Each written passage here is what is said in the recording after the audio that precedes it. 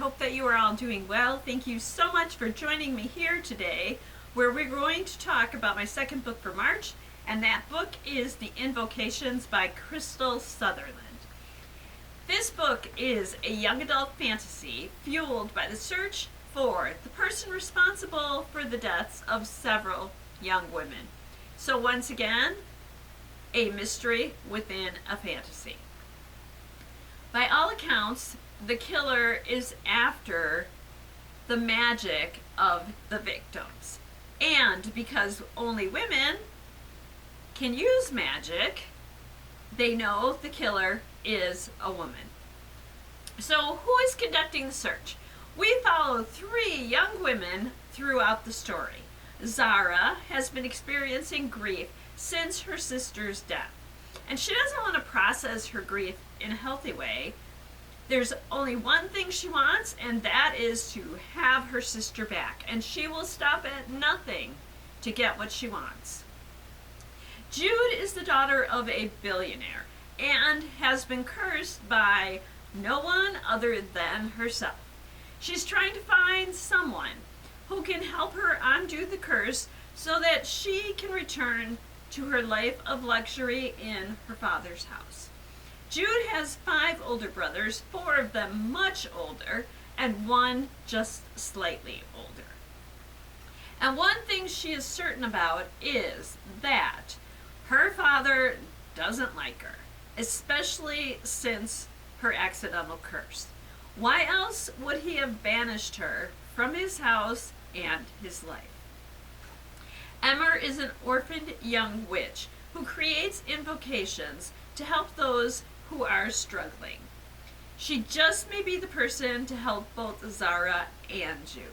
Each of these characters is dealing with complicated situations in their lives, and you honestly feel for them, from being underestimated because they are women to being abused for the very same reason. But they are about to risk everything to try to save the women who are being targeted and to discover who is targeting them and why. They are going to need to figure out what is making these women targets. And once the answer becomes obvious, they will need to set a trap for the perpetrator to put a stop to the violence. Their search takes them individually and then together from their memories of the recent past to Oxford University to dilapidated houses and then to the celebration of Jude's father's wedding. Along the way, they encountered demons and misogynists, secret societies and secret rooms. And the revelation at the end is going to tug on your heartstrings. The Invocations by Crystal Sutherland is a fast-paced read. I finished it in under 48 hours. The 3 main characters are inspiring.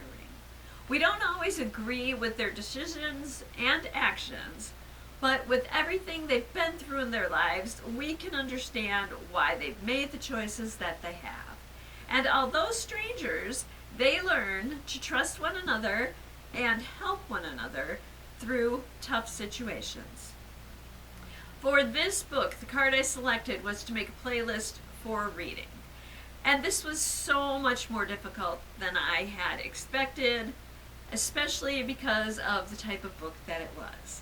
So I searched playlists for the magical creatures that appear in the book and found a couple of playlists that worked for me. I tend toward moody classical music with these types of books, and I was not disappointed. So what can you read for a similar experience? Let's start with Children of Blood and Bone by Tomi Adeyemi. And you'll notice here that I have the playaway. Our regular book is checked out. But this is a fantasy, and although not dark academia, like our title book is, it's sharing in the main themes of empowering women. The Ravens by Kass and Danielle Paige. This book is fantasy and does include dark academia aspects. It's not as intense as the Invocations, but it is a lighter version of the same theme. And the third title I'll suggest I don't have here. It's A Lesson in Vengeance by Victoria Lee. I will link the video that I did of it below. And there is darkness in this book, and there's definitely manipulating other people. And there we are. I hope that you enjoyed this look at The Invocations by Crystal Sutherland and YA fantasy involving magic in dark academia settings. I hope you'll join me next time when we will read my third book for the month. Dead things are closer than they appear. I'll be back with that in about a week, and then after that we'll do our final book for the month. With the book, Dead Things Are Closer Than They Appear, I drew the card to take a walk and notice 5 things, so we'll talk about how that goes as well. I hope that you will join me then, and until then, I hope you enjoy all that you do and all that you read. And thank you.